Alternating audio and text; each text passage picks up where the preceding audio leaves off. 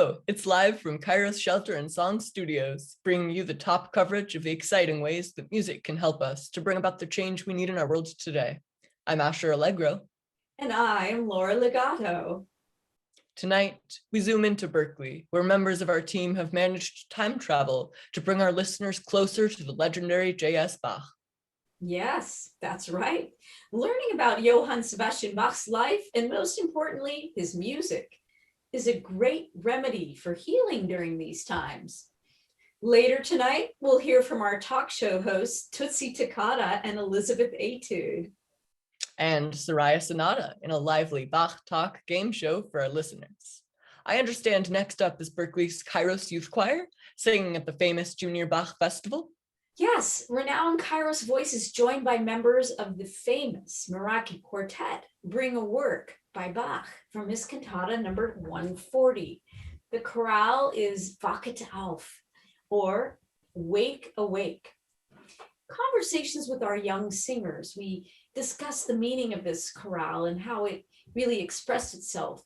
To wake awake, well, some said it's really not quite the awakening of an alarm clock that would jolt you out of bed in the morning, for example.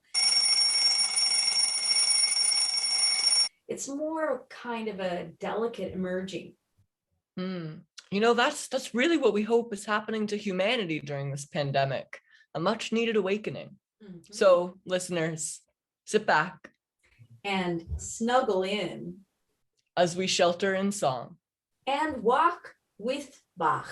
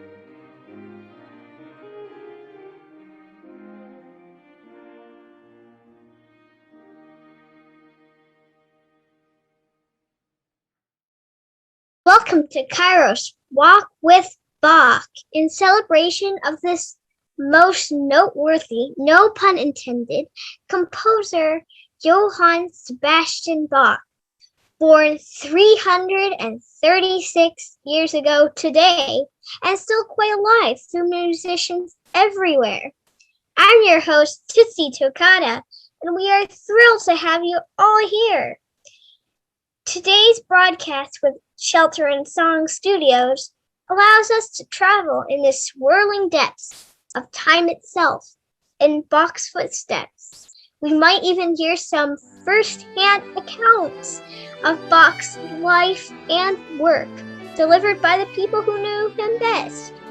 But first, we have the uplifting sounds of Kairos Youth Choir in this well-known cantata 147.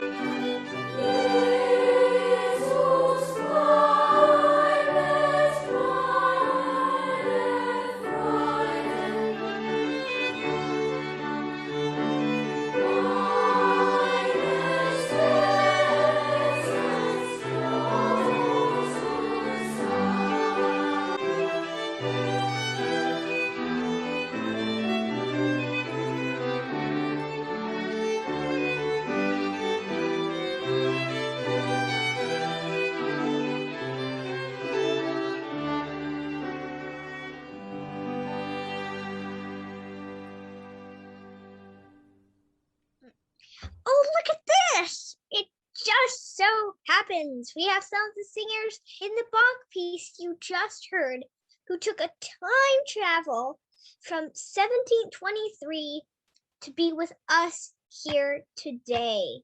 Heinrich, you are a board choir member from Leipzig. What do you feel about this music Bach wrote for you? I feel very happy and excited. Thank you, Heinrich, and we'd love to hear from Hans, another choir boy who also sang with Bach.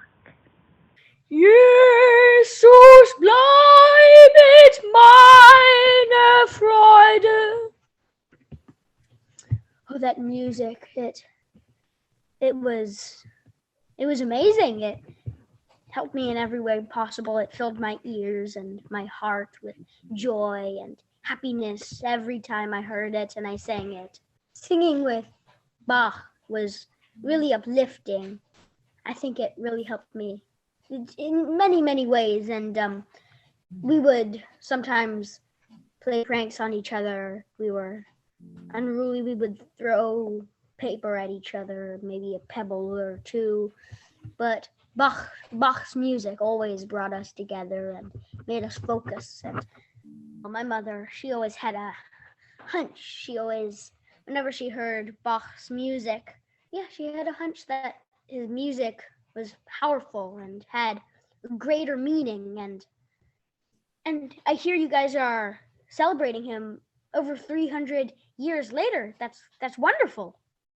Avery, how did it feel to sing?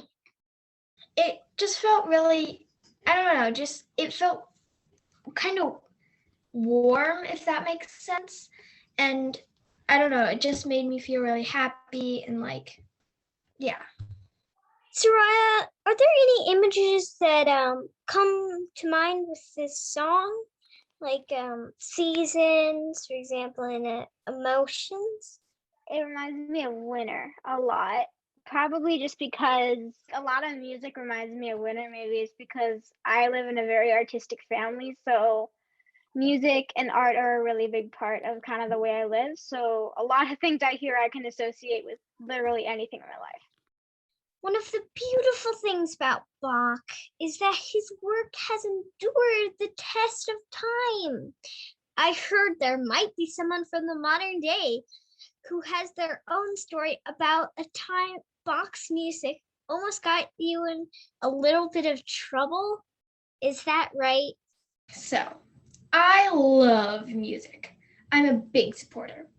I sang in a choir when I was young.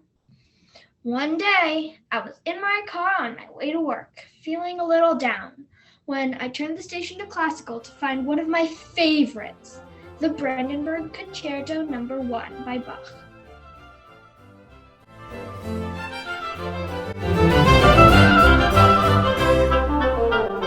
The music seemed to electrify me. I felt such, well, joy.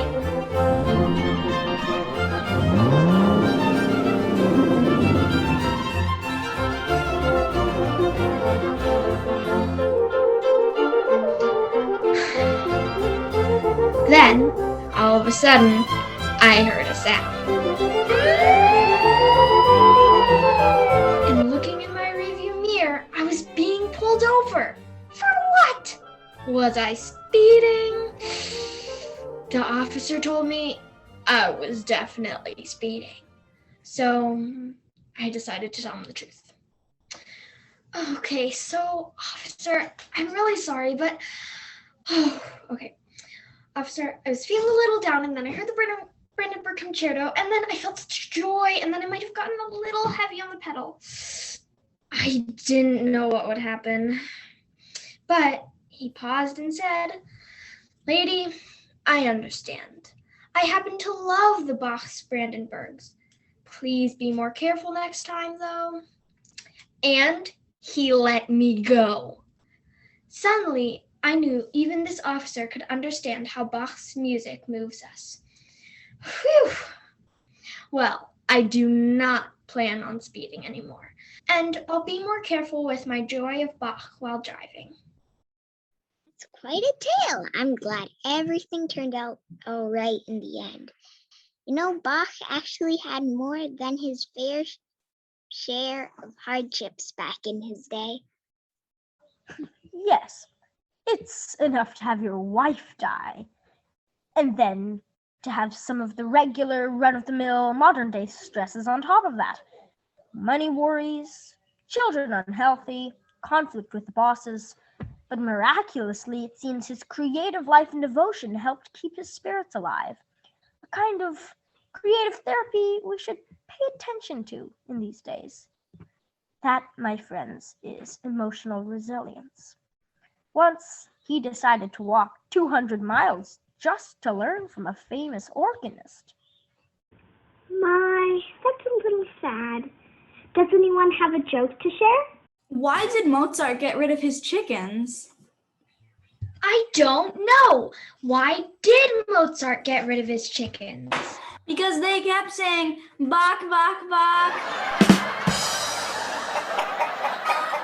Bach, Bach, Bach. Thank you. Now, let's tune into Soraya Sonata to play the Walk with Bach for your chance to win one of those chickens. Hello, ladies and gentlemen. I'm Soraya Sonata, and it's time to play Bach Talk Against the Clock. We have two teams vying for the prize, the Family Feud and the Bach Talk Rockers. Question number 1. In which country was J.S. Bach born? Was it A, France, B, Germany, C, England, or D, Italy? Tootsie, do you think you know the answer? The answer is Germany! That is correct. J.S. Bach was born in Germany. Now, question number 2. How many children did J.S. Bach have? A, 5, B, 3 kids and 2 dogs, C, 13, or D, 20? Avery, do you have any guess? The answer was D, 20. That is correct! Yay! Now, question number 3. What does Bach's quite short last name mean translated into English? A, berry, B, banana, C, stream, or D, life? Sasha, let's have you try this one. This is easy. I know the answer. It's banana. Oh, not quite. That's 0 points for the Family Fugues on that question. Does anyone know the real answer? Daphne, take a try. Maybe you do. C, stream. That is also correct. Very nice job. Question number 4.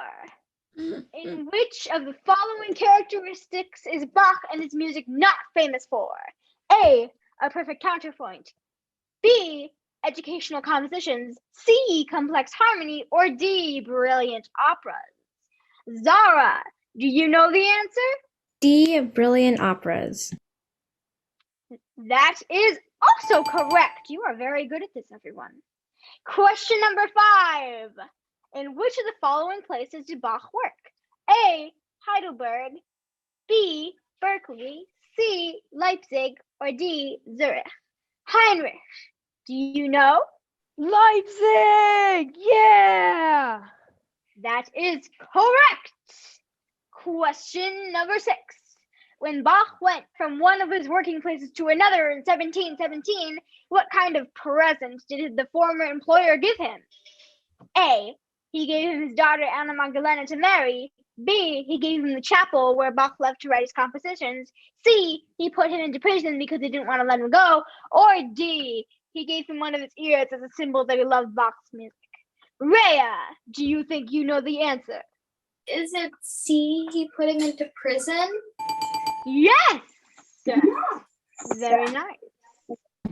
Question number 7. Bach died in 1750. The name of one of his last compositions was A, the Unfinished. B, the Art of the Fugue. C, Symphonie Fantastique. D, the Messiah. Or E, Here Comes the Sun. Emil, take a go at this question. I don't know, dude. Probably Here Comes the Sun, right? Ooh, no, very sorry. That's not the right answer. Does anyone else know what Bach's last work was? Maya. B, the Art of the Fugue. That is correct. And with that, we have a winner. The winner of this Bach Talk competition is the Bach Talk Rockers.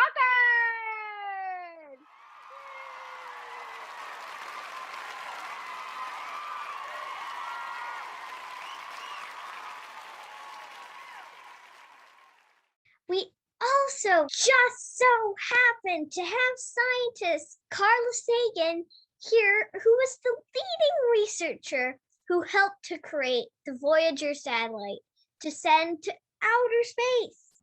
Mrs. S., how did you decide what sound should be there, and what made you choose this music by Bach?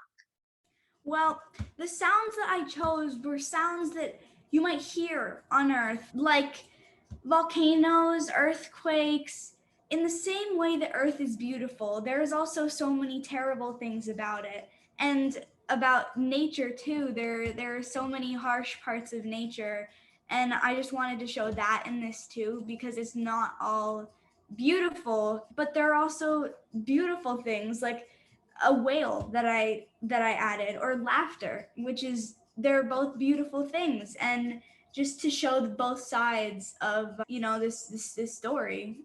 I chose the music of Johann Sebastian Bach because he's a very famous classical music composer on Earth, and his music is very beautiful, and I think could give other people a taste of only a small snippet of what they might get on Earth. Speaking of composers, I'm actually just getting word that we have a visitor who celebrated his 250th birthday last December in 2020.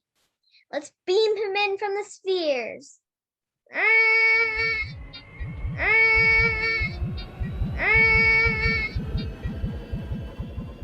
Eh? What do you think of Bach's music when you came along 20 years after his death? Oh, yeah. Fell. The word in German, which is meaning Bach, it is translated to brook. Yet I believe that Bach's name should be Meer, which is meaning ocean, on account of his inexhaustible wealth of musical ideas. His music for the clavier. Oh, you call this a piano now? What is wrong with these stupid Americans? Anyway, This piano consists of 12 keys, and all 12 were used by Bach in his music called Well-Tempered Clavier. I play these every morning, and it is through this music that I have discovered the greatness of Johann Sebastian Bach.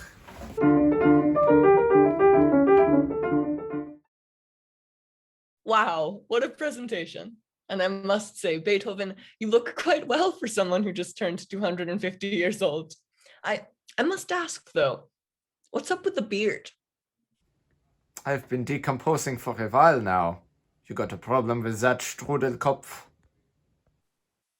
Well, we better let Ludwig get back to his composing, or should I say decomposing. Oh, sorry, that was a groaner. On another note, thank you to all who have joined us tonight, especially our hosts and our singers, and everyone who's listening. We really appreciate your support. For the send-off, Bach's Wir eilen, which translates, we hurry with eager yet faltering footsteps. So from all of us, learning from the life of Johann Sebastian Bach, may your path be joyous and purposeful. And let's raise a glass to toast happy birthday, Johann Sebastian Bach.